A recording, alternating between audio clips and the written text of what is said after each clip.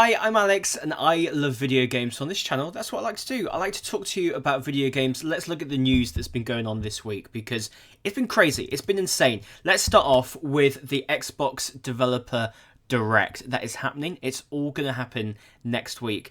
I cannot wait for this because I think it's going to be big. Now, the reason why I think it's going to be big, we can already see some of the reasons why at the top of this page here. But if you look at what this year is setting up to be like in terms of gaming, PlayStation, in terms of first-party exclusives, we don't really know what's on their lineup at all, really. They might not have anything. This is the first time in, I'd say, around about a decade where Xbox seems to have a more impressive first-party exclusive lineup than PlayStation, which is incredible and amazing.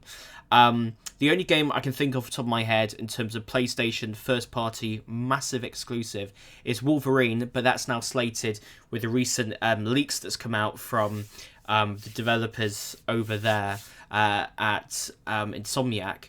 That's going to come out in 2025 or 2026, maybe even. So when we look at this, I think later on in the summer, PlayStation is going to have one of its best showcases ever. They're probably going to show Ghost of Tsushima 2 or the sequel to that game, and they're going to show a lot. And it's going to be a new era of PlayStation. It's going to be the first showcase with Jim Ryan gone. So I think PlayStation is going to have a lot of that limelight. Now, look over on Nintendo's side, can't forget about them. The Switch came out in 2017. It's definitely the time now for the Nintendo Switch 2 or Super Nintendo Switch, whatever they're going to call it, to come out. So I think later in a few months' time, Nintendo, they'd have a spotlight big time. So I think Xbox, I'm sure, will have an amazing showcase if it's anything to go off last year in the summer. But I think it's going to be really impressive if Xbox get one step ahead, do a really strong developer direct in January, maybe a shadow drop of a game, and I think Xbox can still have its time in the limelight. Not to say it might not down the line. I think there's just going to be so much big things happening, especially on the Nintendo side, that it might overshadow Xbox a little bit. But let's delve into the developer direct. I mean, first of all, we've got Obsidian here, we've got Oxide, we've got Ninja Theory, we've got Machine Games. Straight off the bat, we know Indiana Jones is going to be shown at this thing.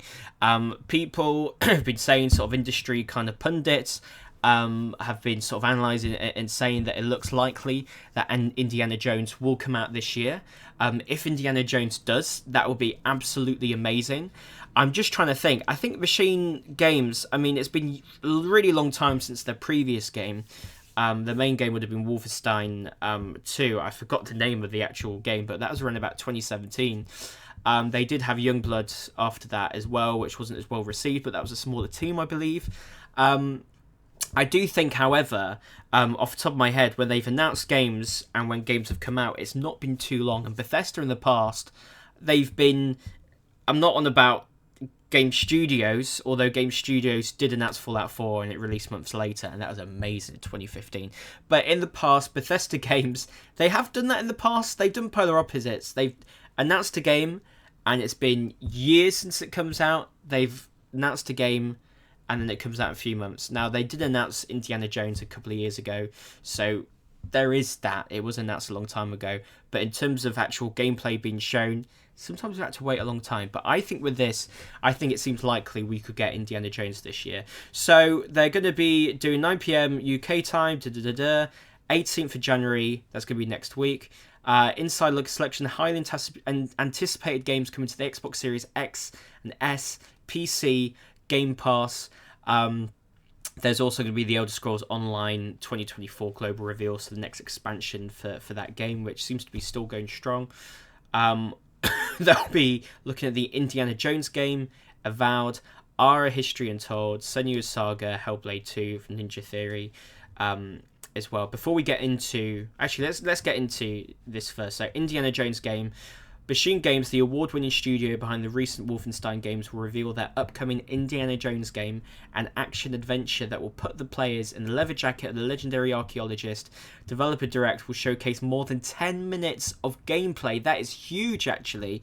That is big. Developer insights, including details about the game's setting and story, how fans will actually play as Indy, additional details from the next globe-trotting adventure, and the premiere of the first gameplay trailer. I mean, if they're already confident showing 10 minutes, it could be end of the year, later this year, that we get Indiana Jones, which would be seriously impressive and really, really good. I'm guessing it'll be a third-person game. It'll be interesting, Indiana Jones, though, first person. It would. And obviously, Machine Games, they're known for doing first-person games. So, it'll be interesting to see what that one's like. Now, Avowed, this is a very interesting one. Team at Obsidian, obviously, this is going to be great, Avowed. I'm very excited for this. They'll share the first deep dive into the gameplay experience fans can expect in Avowed, their upcoming fantasy RPG set in their fantastical, vibrant living lands. Learn more about how Obsidian's expertise in building worlds, deep themes, dynamic gameplay, and thoughtful reactivity come to life in Avowed, where players will have agency to make choices to shape every step of their adventure. I think Avowed, I mean, they've already said that it's coming this year, so we'll get a release date on that surely. Our History Untold, this is interesting now that I just got a PC. I'm interested in this now. So Oxide Games, they're a studio that's been founded by veterans of really popular and well-loved, beloved strategy games like creators behind Civilization 5, says here. There's going to be new gameplay and more details about this game. It seems to be like an alternative history strategy game. I think it's going to be interesting. I think that could be very, very good. Now, Senua's Saga, Hellblade 2. I still need to play Hellblade 1. I know, I've not played it. I need to play it. But surely this is time for a release date announcement of Hellblade. It has to be. Quite interesting that Thingy is off this list. The game that's coming out from... it's just escaped me. Let's look at Xbox's lineup slate. Xbox game lineup. Upcoming Xbox Series X game. Xbox 2024. What was I thinking of? I mean, all of these are kind of... That's coming out next week now. Stalker 2. That's missing from there. But we'll see in the future. Now, do you think we're going to get another Shadow Drop? People are saying about Double Fine doing a Shadow Drop of their new game. I think that'll be amazing. It'll be interesting to see if we get a Shadow Drop. I'm not sure. We'll wait and see. Another thing that'll be interesting to know is if we get update from any of the studios, like a surprise update from any of the Activision studios. It'll be great to have them, although they might save it into the summer. It'll be great to have them suddenly Shadow Drop a whole bunch of Activision games to Game Pass, like the old Call of Duties, the Crash Bandicoots, all of that kind of stuff. They might maybe separate it, and maybe, because Activision has so many games, they might drop some in the Developer Direct, and then they might drop really big ones like Diablo 4, last year's Call of Duty, etc. Maybe in the summer showcase. But yeah, Developer Direct 2024, I'm really excited. I think it's going to be great. I think it's going to be really, really good. I think Xbox has sort of brought back a lot of its goodwill now, and I think they're kind of riding high. When I look at Xbox, I look back to the Xbox 360 days and how amazing that was with their exclusives, with, you know, Halo, Gears of War, I mean, Oblivion started off as an exclusive at one point. All of those games, so incredible, and I think they were just riding so high then. Obviously, all of that completely went away with the Xbox One and in the mid-2010s, but I think there's been this kind of shift in the last year or so where Xbox definitely seem like they've got a lot more riding at the moment than PlayStation for now. Obviously, that could change later this year. PlayStation the past decade has always been better, but I think Xbox is starting to come back in the past year to its 360 days, to those golden days, and long may that continue. I really hope they just drive momentum and they release, you know, these brilliant games, obviously, if they're ready, this year. Now, Kotaku, it's Joe Scrubbles, by the way, who wrote all that on Xbox Wire, editor-in-chief over there. Now, Suicide Squad, let's talk about this. So, let's go over to Zach Swisen over at Kotaku. So, Suicide Squad previews, they've not been good. They've not been good at all. They've been horrendous. Pretty bad. Now, Suicide Squad, when that first trailer came out, feels like years ago now, I was really excited. I was like, Rocksteady Suicide Squad game looks amazing. It's going to be great. This does not look good. Does not look good at all. I mean, it just seems very... I mean, the fact that it's a live service, games as a service game, not good. I wanted just a good single-player, story-driven game like the Arkham games. So already Suicide Squad killed the Justice League. It's a lot of things that people don't want. You know, it's very Gotham Knights, obviously. Very Avengers. Seems very Destiny as well. Now, Zach's done a great roundup here of what different outlets had to say. The main ones like, you know, GameSpot, IGN, Game Informer. GameSpot said, though, excuse me, though each mission had different objectives, they all had the same basic gist of battling waves of enemies while swinging back and forth between rooftops. That sounds so dull already, just the same rinse and repeat. It seems like it's going to be a live with a service game, but it's going to feel like a game that came out, you know, like 10 years ago. But open world missions where characters bark at you over the radio about how enemies are attacking point A or point B over and over don't seem to be breaking the mold. This sounds like last year's, not last year, 2 years ago now, Saints Row to me. It just sounds like that, where the missions just seem so basic and like a mission that would come out 15 years ago. Don't seem to be breaking the mold, especially when plenty of live open world games now exist with a lot of the same kinds of content. That is very true. Game Informer, I started to feel a sense of sameness from many of the missions. It's all the same here, isn't it?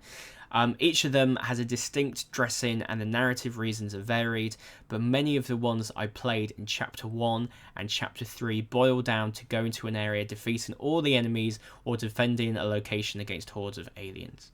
I really hope that as the campaign goes on, there are more of these kinds of fights, and less of the defeat all enemies on point A or defend point B variety of missions. It just sounds boring. It sounds so dull. It's so sad because Rocksteady in the past have been so innovative and they've really shaped the games industry with their games, especially with their combat mechanics. And to have them go from the greatest trilogy of superhero games to this, it's just very sad. Obviously the game's not out yet, hopefully it will surprise us, but this is not a good impression at all. Missions tend to favour many of the tried and true types, which make them feel a bit inspired filler. Like Stop Me if you've heard this one before. You defend a point from waves of enemies that spawn, self-familiar. Now imagine that every time you defeat a handful of these enemies, you just stand around waiting with nothing to do. This was exactly what happened during one of the core story missions, and the padding feels completely unnecessary. It looks like it's going to be a bad game. Now, oh, here we go. Eurogamer, sorry, they also commented. Metropolis is a sprawling, vertical, polluted maze of buildings without clear routes or easily discernible landmarks. It's a backdrop to battles that's hard to navigate, unaided by a simplistic radar minimap for finding enemies and friends alike, with violent explosions, special effects, damage numbers, and quest markers more on the screen at once. It all feels too difficult to pass. That's another thing I've seen. The UI on this game looks terrible. It looks awful, especially when you had games with so many great UI come out in, you know, recent years. You know, looking back to Elden Ring a couple of years ago, UI on that is beautiful, amazing, because there's not really any on it at all, so it's nice. But yeah, this is sad, man. This is sad. Some good news. The good news really is that there's some funny jokes and the narrative seems to be good. Characterization and the banter between during fights. Apparently co-op balance seems to be good, but it's just does not seem good at all. I mean, obviously we'll see when this game releases. I believe it's sort of February 2nd.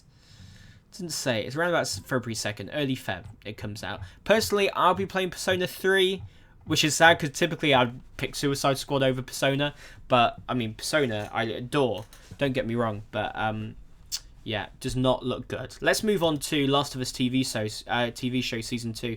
Caitlin Dever is going to be starring as Abbey in season 2, so it seems like they're going to move on quick and they're going to go down the storyline Last of Us Part 2. I hope that Caitlin Dever, I pray, I touch wood here, that Caitlin Dever does not get the hate that the voice actor and the actor who played Abbey in the video game did. I really hope they do not get that level of hate, because that was so undeserved. It was not right at all. She was in Booksmart. She was one of the main leads in Booksmart. I've always wanted to watch that film. I'll be honest with you, I haven't really seen her in anything. I mean, she looks the part from what I've heard about Booksmart and friends of mine and people who've watched it and seen her in other stuff. I think, it seems to be a really good casting. I think she'll, mold really well with Pedro Pascal and Bella Ramsey as well. But yeah, I can't wait. Season 1 was perfect, brilliant. I'm sure season 2 will have the same level of just love for that franchise and that game and care on that show. Finally, let's move on to Dead by Daylight, one of my favourite games. So you can usually catch me streaming it over on Twitch. I do stream that game regularly. Alan Wake is coming to Dead by Daylight. Alan Wake is one of my favourite games of all time. Alan Wake 2 is obviously up there as well, one of my favourite games of all time. So I'm really excited that he is coming to Dead by Daylight, one of my other favourite games. Let's check out the trailer. How many pages have I written? The words, the endings. I've lost count.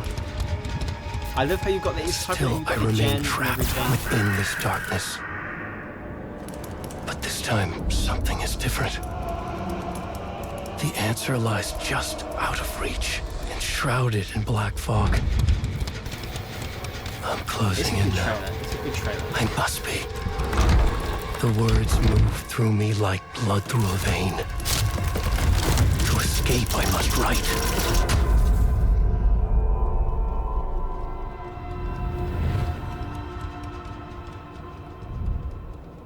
Though this new ending remains a mystery.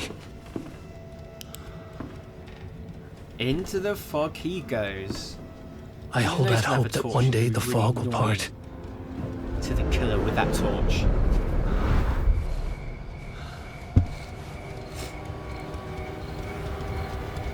To illuminate my next chapter. It's gonna be good. I'm so excited. Dead by Daylight, Alan Wake, new survivor. So it's gonna be new survivor, not a map. January 30th, he's already in the PTB. I don't have Dead by Daylight on the PC though, so I can't play him. But let's look at his perks, because I don't have a clue what his perks are.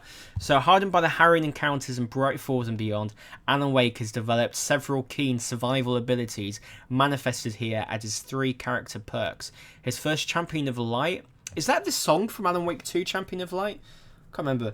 Grants you additional movement speed while shining a flashlight. If you successfully blind a killer, they will gain the hindered status effect, temporarily slowing them down. Interesting. That's going to be a nightmare. He's going to be a right... People are going to be tulling him. You know they are. That is interesting. Boon Illumination. To create a boon totem, allow nearby survivors to see the auras of generators and chests across the map.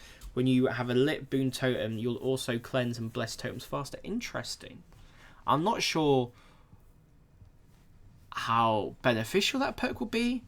Because, I mean, for me, I always have, I think it's Leon's perk where you can see where the gens are. Sometimes you just have to write through a hand cramp. Deadline activates when you're injured, upping the frequency of skill checks while healing survivors or repairing generators. Should you happen to miss one, penalty will be halved.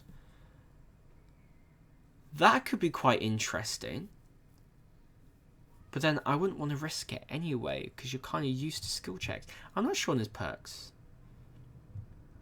I mean, I'm excited, because I love Alan Wake. So I'm excited to play as him. Perks...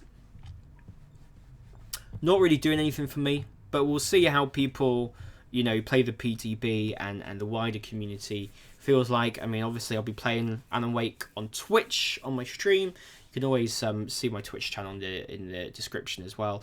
And that's it for all the news that's been going on this week.